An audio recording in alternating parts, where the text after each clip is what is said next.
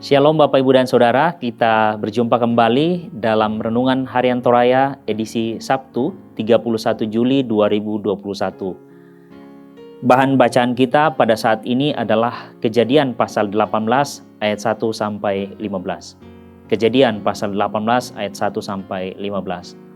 Sebelum kita membaca firman Tuhan, mari kita satu dalam doa, kita berdoa. Kembali kami mengucap syukur Tuhan, karena anugerah-Mu lah kami boleh berjumpa dalam program Renungan Harian Toraya saat ini. Kami percaya hidup kami diberkati oleh Tuhan. Terlebih Tuhan ketika kami memberi diri, membuka hati kami, hidup kami untuk mendengarkan kebenaran firman-Mu. Dan saatnya kami akan membaca dan merenungkan firman-Mu ini Bapa. Mampukan kami, ya Roh Kudus, supaya kami dapat mengerti firman-Mu ini dan dituntun untuk memberlakukannya dalam hari hidup kami. Bersabdalah bagi kami siap mendengarkan firman-Mu. Di dalam nama Yesus Kristus kami datang berdoa. Amin.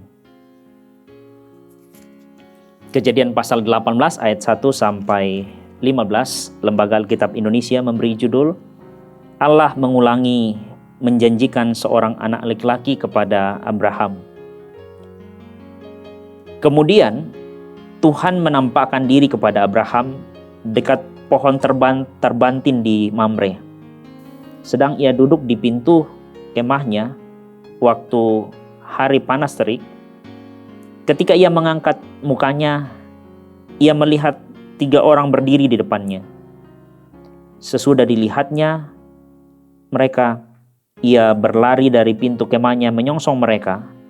Lalu sujudlah ia sampai ke tanah serta berkata, Tuanku, jika aku telah mendapat kasih Tuanku, janganlah kiranya lampaui hamba-Mu ini. Biarlah diambil air sedikit, basuhlah kakimu, dan duduklah beristirahat di bawah pohon ini. Biarlah ku ambil sepotong roti, supaya tuan-tuan segar kembali. Kemudian bolehlah tuan-tuan meneruskan perjalanannya. Sebab tuan-tuan telah datang ke tempat hamba-Mu ini. Jawab mereka, perbuatlah seperti yang kau katakan itu. Lalu Abraham segera pergi ke kemah mendapatkan Sarah serta berkata, segeralah, ambil 3 sukat tepung yang terbaik, remaslah itu, dan buatlah roti bundar. Lalu berlarilah Abraham kepada lembu sapinya. Ia mengambil seekor anak lembu yang empuk dan baik dagingnya dan memberikannya kepada seorang bujangnya. Lalu orang ini segera mengolahnya. Kemudian diambilnya dadi dan susu serta anak lembu yang telah diolah itu. Lalu dihidangkannya di depan orang-orang itu. Dan ia berdiri di dekat mereka di bawah pohon itu, sedang mereka makan. Lalu kata mereka kepadanya, di manakah Sarah istrimu? Jawabnya, di sana, di dalam kemah. Dan firman-Nya, sesungguhnya aku kembali tahun depan mendapatkan engkau. Pada waktu itu Sarah istrimu akan mempunyai seorang anak laki-laki. Dan Sarah mendengarkan pada pintu kemah yang di belakangnya. Adapun Abraham dan Sarah telah tua dan lanjut umurnya, dan Sarah telah mati haid. Jadi tertawalah Sarah dalam hatinya, katanya, akan berahikah aku setelah aku sudah layu, sedangkan tuanku sudah tua? Lalu berfirmanlah Tuhan kepada Abraham, mengapakah Sarah tertawa dan berkata, sungguhkah aku akan melahirkan anak, sedangkan aku telah tua? Adakah sesuatu apapun yang mustahil untuk Tuhan? Pada waktu yang telah ditetapkan itu, tahun depan, aku akan kembali mendapatkan engkau. Pada waktu itulah Sarah mempunyai seorang anak laki-laki. Lalu Sarah menyangkalnya, katanya, aku tidak tertawa, sebab ia takut. Tetapi Tuhan berfirman, tidak, memang engkau tertawa. Terpujilah Kristus. Amin. Saudara yang kekasih dalam Tuhan, tema kita pada edisi ini adalah tiada yang mustahil bagi Tuhan. Banyak orang menyebut diri orang percaya kepada Tuhan. Namun tidak jarang pada masa-masa yang sulit, orang percaya itu justru meragukan kekuasaan Tuhan dalam hidupnya. Sarah misalnya, dalam pembacaan kita, sebagai istri dari Abraham yang kerap disebut sebagai bapa orang percaya, tentu diharapkan juga memiliki iman dan pengharapan yang sama dengan Abraham kepada Allah. Tetapi ternyata tidak seperti itu. Sarah justru menyangsikan, meragukan, bahkan menertawakan janji Allah bagi Abraham tentang keturunan dari rahimnya. Alasan Sarah sangat jelas, yakni aspek usia dan kondisi biologisnya, serta suaminya yang sudah lemah.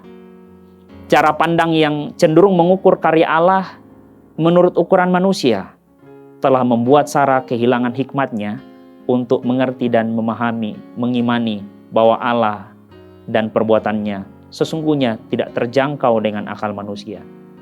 Ukuran manusia yang terbatas. Nah, saudara yang kekasih, dalam ukuran kemanusiaan, memang benar, keadaan biologis mereka yang lemah sudah tidak memungkinkan mereka memperoleh keturunan. Tetapi Sarah yang mungkin sudah tidak berharap lagi punya anak, justru melupakan bahwa Allah yang telah memanggil Abraham dari Ur Kasdim adalah Allah yang telah berjanji akan menjadikan bapa dari bangsa yang besar itu. Apa yang terjadi terhadap Sarah dapat pula terjadi dalam hidup kita, meragukan kemahakuasaan Allah. Hal ini mengingatkan kita bahwa beriman atau hidup beriman mestinya menjadi kekayaan tidak hanya satu orang, tetapi juga bagi seisi rumah kita. Ayah, ibu, dan anak-anak mesti bertumbuh bersama dalam pengenalan dan percaya kepada Tuhan. Sehingga dengan demikian, tak satu pun di antara anggota keluarga kita yang ragu atas kuasanya. Percayalah, tiada yang mustahil bagi Tuhan. Tuhan Yesus memberkati. Amin. Mari kita berdoa. Benar Tuhan, bahwa tiada yang mustahil bagimu. Ini merupakan pelajaran penting bagi kami, bahwa seringkali kami menghadapi kesulitan hidup, seringkali kami menghadapi banyak hal yang tidak terjangkau oleh akal dan pikiran kami yang terbatas. Tapi izinkanlah kami, melalui perenungan firman-Mu saat ini, kami mau percaya bahwa jikalau Tuhan yang berkenan, jikalau Tuhan yang berjanji, maka apapun itu dapat terjadi dalam hidup kami. Dan kami percaya janji-Mu selalu ajaib, janji-Mu selalu nyata, janji-Mu selalu indah. Berkatilah kami Tuhan, di dalam kami melaksanakan aktivitas, melaksanakan setiap hal yang kami rencanakan dalam hidup kami, dan biarlah janji-Mu senantiasa kami pegang erat dan senantiasa percaya kepada Tuhan.